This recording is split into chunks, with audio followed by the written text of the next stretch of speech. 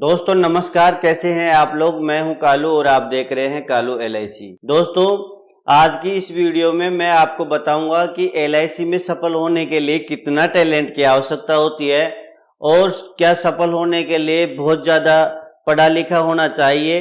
दोस्तों सबसे पहले तो मैं ये क्लियर कर देता हूँ कि LIC में ये ज़रूरी नहीं है कि कितना पढ़ा लिखा हो आदमी, ये जरूरी है कि वो कितना टाइम का पंक्चुअल है और कितना अपना कार्य कर सकता है, वो अब कितना कार्य करने में सक्षम है, ये जरूरी है। दोस्तों आप मुझे बताइए कि टाइम पंक्चुअलिटी के लिए कितना टैलेंट की आवश्यकता होती है।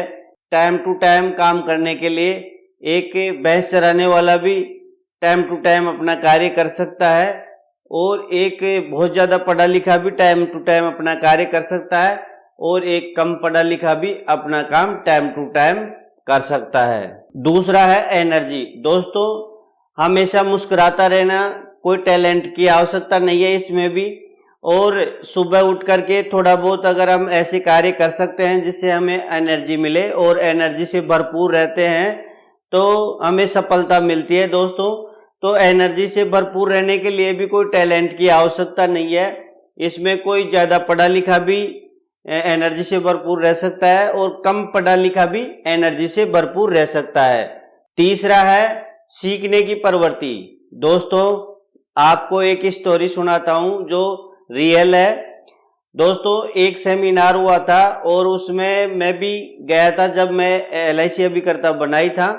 उस टाइम पे दोस्तों बहुत सारे अभिकर्ता भाई बैठे हुए थे और हमारा सेमिनार चल रहा था। तो जो हमारे ब्रांच मैनेजर सर थे उन्होंने हमें बताया कि सब अपनी अपनी क्वालिफिकेशन बताओ और सब अपना अपना नाम बताओ, अपना परिचय कराओ। तो दोस्तों सब ने किसी ने क्या बताया किसी ने क्या बताया, और जब मेरा नंबर आया तो मैंने बताया कि सर मेरा नाम कालू राम है और मैं 10वीं तक पढ़ा लिखा हूँ, 3rd डिवीजन बाय ग्रेस।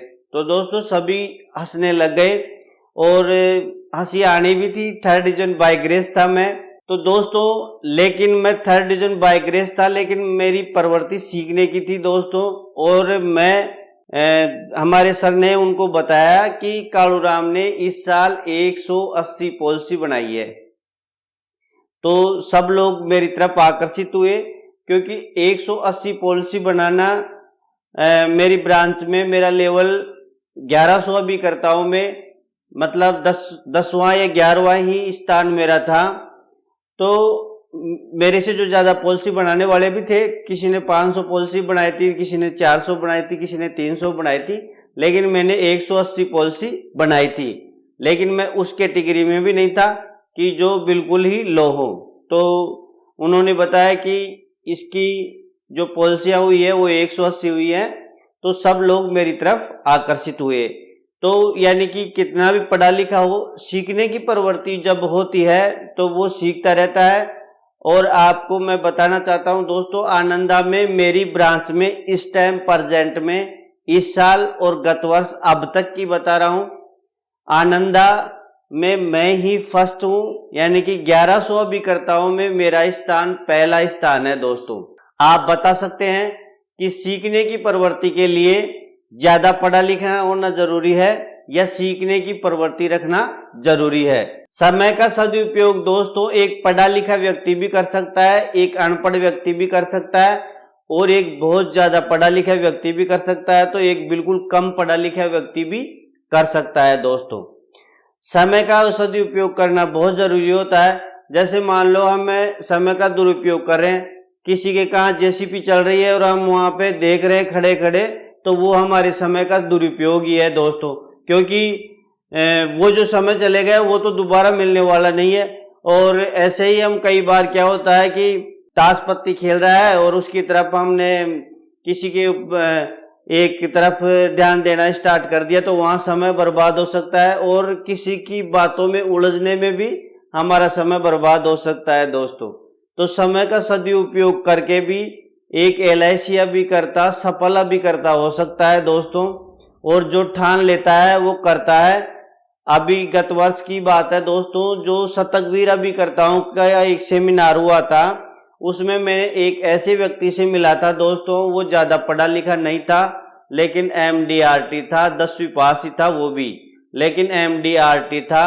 और इससे पहले वो एक प्राइवेट व्यक्ति की नौकरी कर रहा था, 7-8 हज़ार रुपये महीने की, और प्रेजेंट में वो MDRT बन चुका था दोस्तों। वो मतलब गत वर्ष ही बन चुका था MDRT। और वो उस टाइम पे शतकवीर एजेंटों का सेमिनार था, लेकिन वो उस टाइम पे भी 150 पॉलिसी कंप्लीट कर चुका था दोस्तों। उसके दिमाग में सिर्फ एक ही चीज़ फिट थी कि उसको MDRT करना है। तो वो मैंने उससे बात करी, तो उसने बताया कि जब मेरे को पॉलिसी के लिए कहीं से भी उम्मीद होती है तो फिर मैं दूरी भी नहीं देखता हूँ, मैं वहाँ चले जाता हूँ और पॉलिसी बना के लाता हूँ। तो उसका जो दिमाग में था वो MDRT करने का था, और वो MDRT बन गया दोस्तों। तो दोस्तों, जो समय का सदुपयोग होता है ये भी बहुत ज़रूरी होता है। तो दोस्तों, जो मेरी जानकारी में थी वो चीज़ें मैंने आपको बताया। और कैसी लगी है मेरी वीडियो? अगर आपको अच्छी लगी हो तो लाइक करना ना भूले और सब्सक्राइब जरूर से कर दे दोस्तों। मिलते हैं नेक्स्ट वीडियो में।